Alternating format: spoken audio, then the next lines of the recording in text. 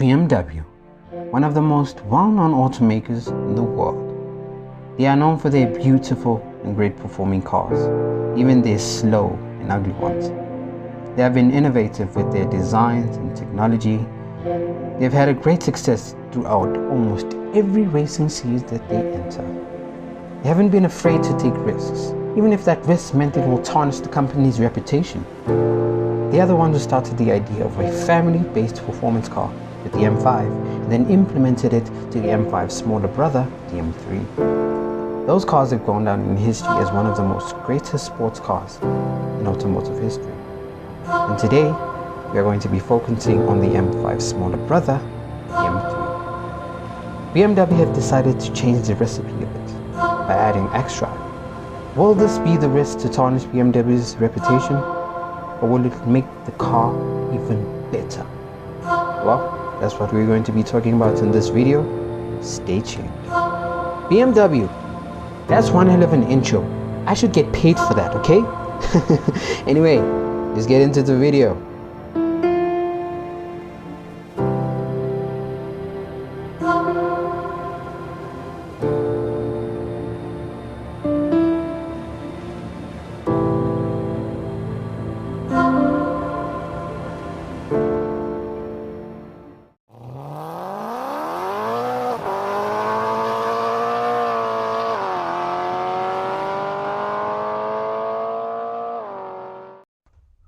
Welcome Automotive Addicts, I'm your host Jab0711 and we are addicted to cars here. Today I'm going to be talking about the BMW M3 and M4, but this time it has Xdrive.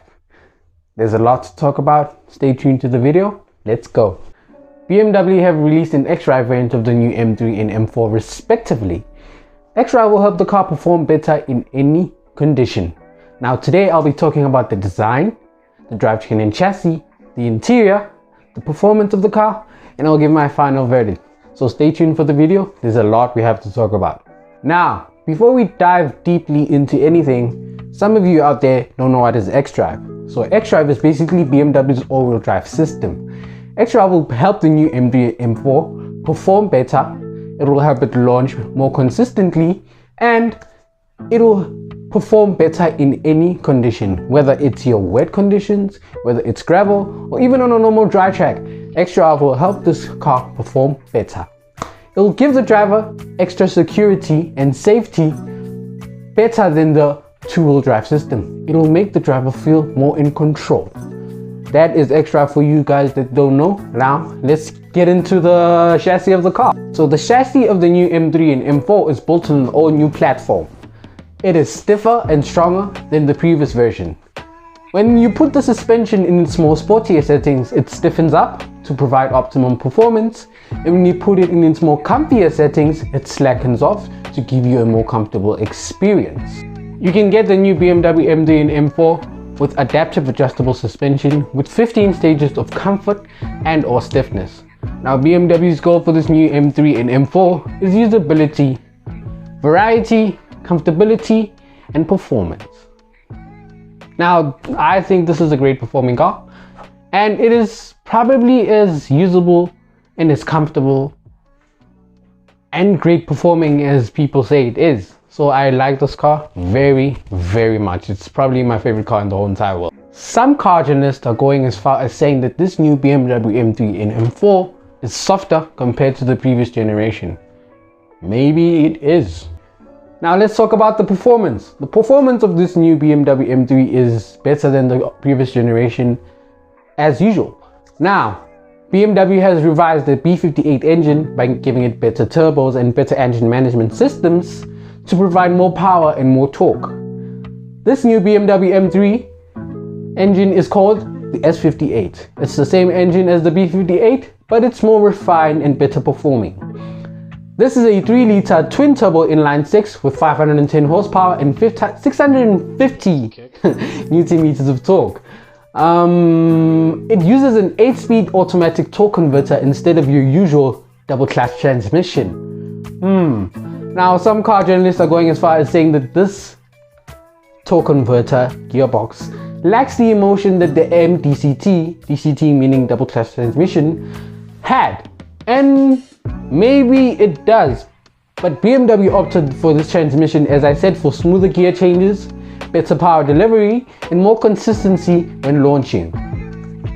Another feature that's been added for more consistency when it comes to performance is the Xdrive feature. Not only can you buy the BMW with a two-wheel drive, but you can also get it with Xdrive.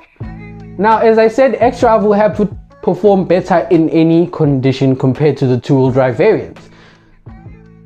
Would I go for the Xdrive? Personally, yes. Reason why: this new Xdrive feature has, you can basically turn it from four-wheel drive to two-wheel drive. So we can, be a normal BMW fanatic and shed tires and do some skids and being a hooligan and all that. Anyway, yeah, that's the performance of the car. I think it sounds great in terms of performing. I haven't driven the car.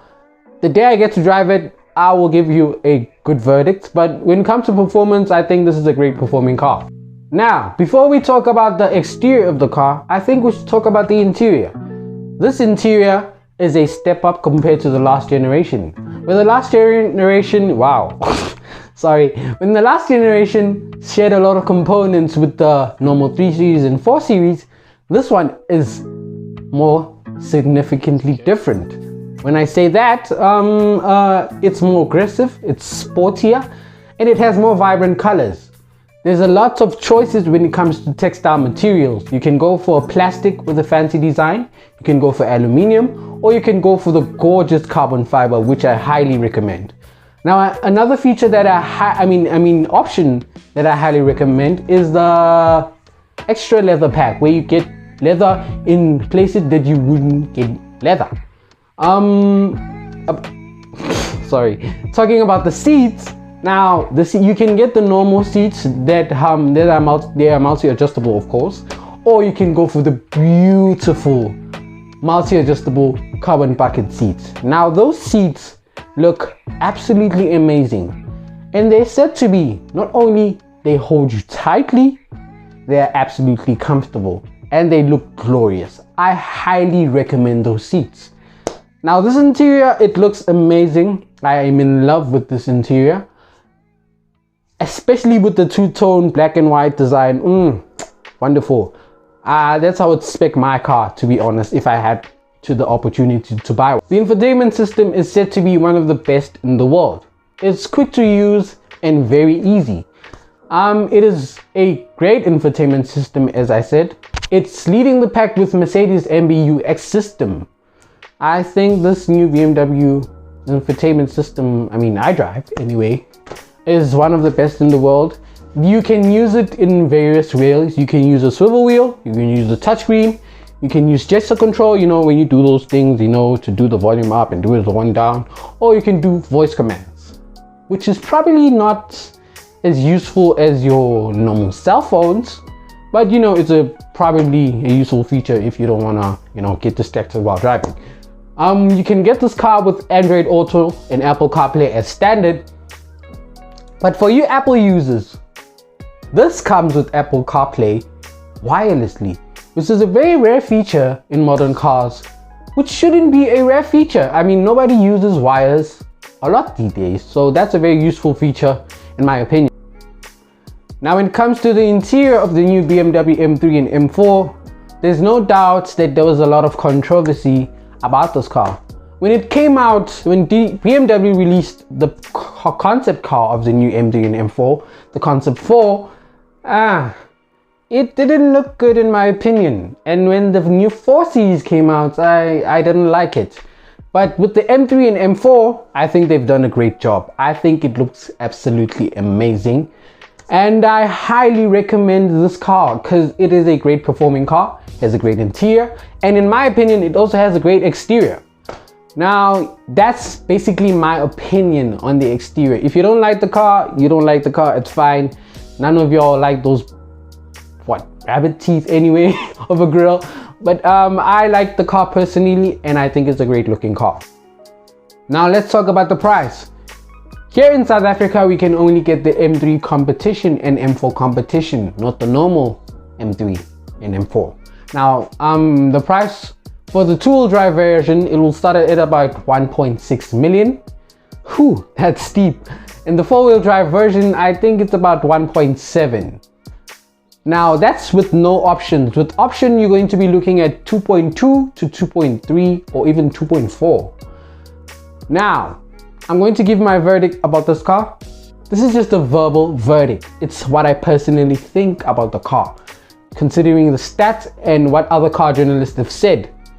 In terms of stats and what other car journalists have said, if you have the money, which is a lot of money, to buy the car, I think you should go right ahead and buy it. It's a great car. It's said to be great performing. It's said to be great. It's said to be very comfortable and very usable. Like, it's a good daily car. And I recommend for you guys to buy one if you want one and if you have the money, obviously. Yes, that's the end of the video. Please give this video a like. And if you're new to the channel, subscribe to my channel. Hit the subscribe button. And also press the notification bell to get notified when this handsome young man posts a new video. Anyway guys, thank you for watching and see you on the next video.